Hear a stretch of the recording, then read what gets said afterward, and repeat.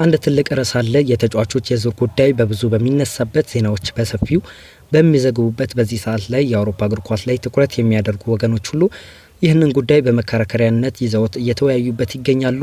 አርሰናል ማንን ይግዛ? ቪክተር ጎኬሬሽ ወይስ ቤንጃሚን ሼሽኮ?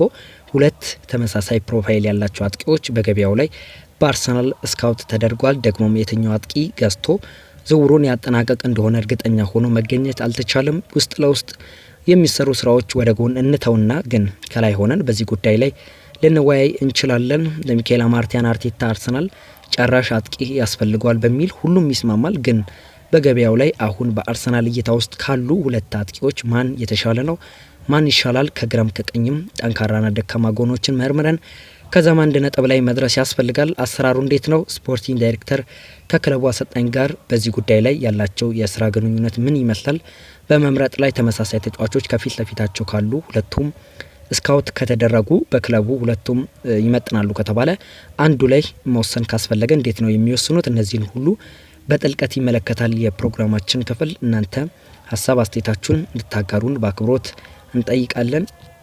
የተሻለ ልምድ ያለው ግን በፖርቹጋል ሊግ ብቃቱን ያስመሰከረ አጥቂ ወይስ በተሻለ ሊግ በቡንደስሊጋው ላይ የተደነቀ ወጣት ጎል አስቆጣሪ? ጉዳዩ የአሁንና የወደፊት ጉዳይ ጭምር ነው። ወጣቱ ካመጣችሁ ለመጪዎቹ ዓመታት ሁሉ እያደገ እየጎለበተ የአርሰናል ጥሩ አጥቂ የመሆን እድሉ ሰፊ ሊሆን ይችላል። ቤንጃሚን ሼሽኮ የዛን ያህል ደግሞ አሁን እድሜው 27 የደረሰው ጎኬሬሽ ደግሞ ከዚህ ከሼሽኮ የበለጠ የተሻለ ልምድ ስላለው የተሻለ ጎል የማስቆጠር እድል እንደዚሁ እየተባለ ምክንያቶች እየቀረቡ ለንጽጽር እየቀረቡ ይገኛሉ። የፖርቹጋል ሊግና የጀርመን ቡንደስሊጋ እንደዚሁ ተነጻጽረው ሚዛን ላይ ተቀምጠው የቡንደስሊጋ የተሻለ ክብደት ያለው ስለሆነ እንደዚህ አይነት ነጥቦች በስፋት ሊያወያዩን ይችላሉ። እናንተስ ምን ትላላችሁ? ሼሽኮ ኦር ጎኬሬሽ ለአርሰናል የቱ ይሻላል?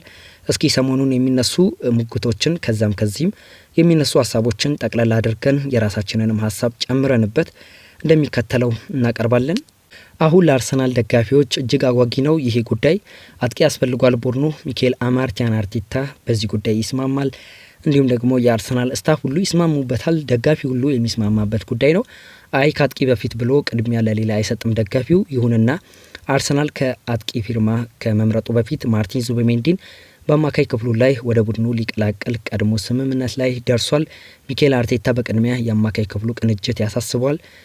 ይሄ በክፍት ጨዋታ በእንቅስቃሴ የሚፈጠሩ የጎል እድሎች የፈጣሪው ብቃት የቡድኑ ባለፉት ወራት በጣም ስለወረደ ይሄም ከአማካይ ክፍሉ ጋር በቀጥታ የተገናኘ በመሆኑ ያንን የታመመ የመሀል ክፍል ማከም ላይ ነው ትኩረት ያደረጉ አርቴታ። እንግዲህ ይሄ እንዳለ ሆኖ ግን ጨራሽ አጥቂ የሚለው ጉዳይ ባለፈው ሲዝን በተጠናቀቁ የውድድር ዘመን የአርሰናል ሁነኛ ድክመት ስለነበረ ደጋፊዎች ማንን ያስፈርም ይሆን እያሉ መወያየታቸውን ቀጥሏል። ሁለት ተጫዋቾች የየራሳቸው ጥንካሬዎች አሏቸው እና አበላለጥ ብንል ሁለቱም ለማነጻጸር ካቀረብናቸው ደግሞ በአንዳንድ ጉዳዮች አንዱ በሌላው ጉዳይ ደግሞ ሌላኛው በሌላው መመዘኛ በልጠው ሲገናኙ እናያለን። ስካይ ስፖርት ትልቁ የስፖርት ሚዲያ በአርሰናል በዚህ ጉዳይ ላይ የውስጥ የጦፈ ውይይቶች እየተደረገ እንደሆነ ይናገራል። ሰሞኑን አርሰናል ልቡ ወደ ሼሽኮ እንዳደላ የሚጠቁሙ መረጃዎች አሉ። ሚካኤል አርቴታ 9 ቁጥር ያስፈልገኛል በሚል ጃንዋሪ ላይ መስኮቱ እንደተዘጋ የተሰማው ቁጭት እንደገና እንዲሰማው አይፈልግም። ገንዘብ አለው እናም መግዛት አለበት። እናም አንድሪያ ቤርታ ደግሞ ስፖርቲንግ ዳይሬክተር ይህንን ስራ ይሰሩ ዘንድ መመሪያው የሚመሩት ልምድ ያላቸው ባለሙያ ስለሆኑ ሚካኤል አርቴታ ወደ እረፍት ሄዶ እንኳን ስራውን የሚሰራለት የሚተማመንበት ባለሙያ እንግዲህ አንድሪያ ቤርታን ቀጥሯል። እናም አንድሪያ ቤርታ ትልልቅ እንቅስቃሴዎችን እያደረጉ የሚገኙ የስፖርቲንግ ዳይሬክተር መሆናቸው ከዚህ ቀደም በአትሌቲኮ ማድሪድ እያሉ ተመልክተናቸዋል።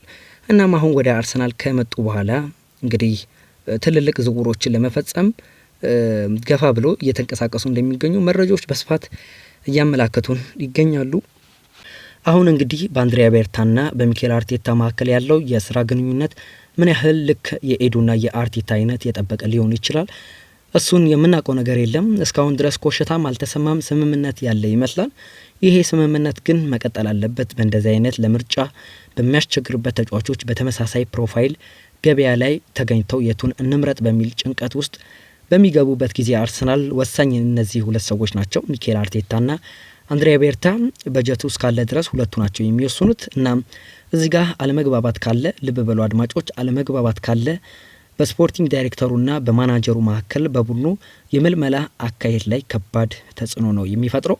አሁን አንድሪያ ቤርታ በተመለከተ በሚኬል አርቴታ በኩል ሁሉ ነገር አዎንታዊ ይመስላል። ስለዚህ ይሄ አዎንታዊ የስራ ግንኙነት ካለ ኦኬ የሼሽኮ ይሻላል ወይስ ጉኬሬሽ በሚለው ላይ ሁለቱም ይስማማሉ ተብሎ ነው የሚጠበቀው።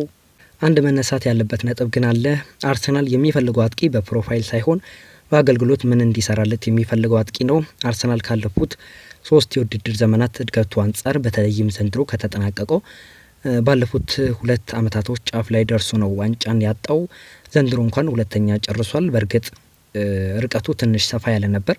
የተኛውም የአርሰናል ደጋፊ ብትጠይቁት የምናገኘው መልስ ዋንጫ ማሸነፍ የሚያስችል አጥቂ፣ አሁን የሚያገለግለን አጥቂ፣ የማያዥቅ አሁን መጥቶ ስራ ላይ የሚውል ዝግጁ የሚሆን አጥቂ እንፈልጋለን ነው የሚሉት። የአርቴታ ሀሳብ ይሄ ሊሆን ይችላል ወይ አናቅም፣ ግን ይመስላል የእሱ አላማ ይህ ይመስላል። ከአላማው አንጻር እንግዲህ ጉኬሬሽ ይሻላል ወይስ ቤንጃሚን ሼሽኮ በሚለው ምዘና ምን አይነት ውሳኔ ሊወስን እንደሚችል መገመት ቀላል ነው። የተሻለ ልምድ ያለው አጥቂ ዝግጁ ሆኖ መጥቶ አሁን ላይ ቀጥታ ወደ ቡድኑ ስክት የሚል አጥቂ ነው እንግዲህ አርሰናሎች አሁን ወደ ገበያ ወጥተው እየፈለጉ የሚገኘው። እናም ቤንጃሚን ሼሽኮና ቪክተር ጉኬሬሽን ከዚህ አንጻር ነው እንግዲህ በርካቶች እያመዛዘኗቸው የሚገኘው። እናም በሱ የተሻለ ልምድ ያለው ጉኬሬሽ ሊሆን ይችላል። ነገር ግን አሰልጣኙና የስፖርቲንግ ዳይሬክተር ውሳኔ ደግሞ ከክለቡ ፖሊሲ ጋር ከክለቡ በመጪው አመታት ከሚኖረው ቢዝነስ አንጻር የተገራ ሊሆን ይችላል። ይሄ ካያችሁ ደግሞ ያ ተጽዕኖ ካለው ወጣት ተጫዋች ይዞ በራሱ ሚኬል አርቴታ ኢሜጅ አድርጎ ሞልድ አድርጎ በራሱ ልክ አርሰናል እንዲጠቀምበት ማድረግ ነው። እዚህ ጋር ነው ትልቁ ውዥንብር ያለው። እንግዲህ ተጫዋቾች የሚዘዋወሩበት እንደዚህ አይነት 2 አማራጮች በሚቀርቡበት ጊዜ ለምርጫ ሲቀርቡ በ4 ጉዳዮች ይመዘናሉ። አንደኛው የሚከፈልባቸው የዝውውር ዋጋ መጠን፣ የሚጠይቁባቸው የግዢ ዋጋ በሻጭ ክለቦች ለአርሰናል ያወጣል ወይ? የዝውውር ሂሳብ አንደኛው መመዘኛ ነው። ሁለተኛው ደግሞ ተጫዋቾች የሚጠይቋቸው የክፍያ መጠን ነው። እዚህ ጋር ነው ዝውውሩ ከሚወስኗቸው ጉዳዮች መካከል አንደኛው ይህ ነው። ሶስተኛው ደግሞ ነጥብ እድሜያቸው ነው። የ22 ዓመትና የ27 ዓመት እግር ኳስ ተጫዋቾች በትክክለኛ እድሜ ላይ ያለ በኢንዱስትሪው ላይ እኩል ዋጋ በየትኛውም እኩል አይኖራቸውም። ከብቃት አንጻር ታይቶ ሁለቱም ተመሳሳይ ብቃት አላቸው ከተባለ ወይም ይሄ የ22 ዓመቱ ልጅ 27 ሲደርስ ከዚህኛው ጋር እኩል ደረጃ ላይ ይደርሳል ተብሎ ከታሰበ በእኩል መነጽር የሚታይ ከሆነ የበለጠ የሚመረጠው በየትኛውም ክለብ በእድሜ አነስ ያለው ቤንጃሚን ሼሽኮ ነው የሚሆነው። የበለጠ ሪስክ ሊወሰድበት የሚገባ ተጫዋች ይሆናል፣ ጊዜም ስላለው የማደጊያ። እናም ክለቡ ልሽጥ ብሎ ቢታሰብም ወደ ገበያ ቢያወጣው ዋጋ ያወጣል። ከ3 ዓመት በኋላ እንግዲህ 25 ዓመቱ ነው የሚሆነው። አራተኛውና በጣም ወሳኙ ጉዳይ ደግሞ የተሰጠው ፕሮፋይል ነው። ሁሌ ይህንን ቃል ስደጋግሞ ተሰማላችሁ በዚህ ፕሮግራም ላይ። ታለንት ፕሮፋይል የሚባል ነገር ስካውት ሲደረጉ ተጫዋቾች በብዙ መልኩ ተሰጧቸው ይመዘናል። እንደውም በ1 በ2 በ3 ጉዳዮች አይደለም። ከአርሰናል የተጫዋቾች ሞዴል ጋር አብረው የሚሄዱ መሆን አለበት ተብሎ ስካውት ይደረጋሉ፣ ይጠናሉ። ከዛ ነው ወደ ውሳኔ የሚገባው። እናም ውድ አድማጮቻችን የዛሬው የቪክተር ጉኬሬሽና የቤንጃሚን ሼሽኮ እንግዲህ አመዛዝነናል። እናንተስ ምን ታስባላችሁ? ለአርሰናል አጥቂዎች የትኛው ይሻላል?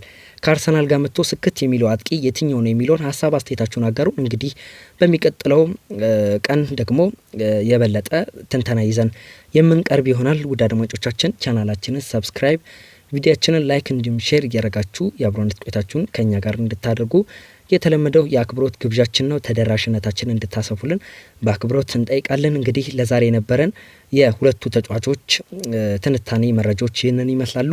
ስለነበረን የአብሮነት ቆይታ ከልብ አርክተን እናመሰግናለን። መልካም ቀን ይሁንላችሁ እያልኩኝ እነዚህ ጋር ተሰነባበትኩኝ።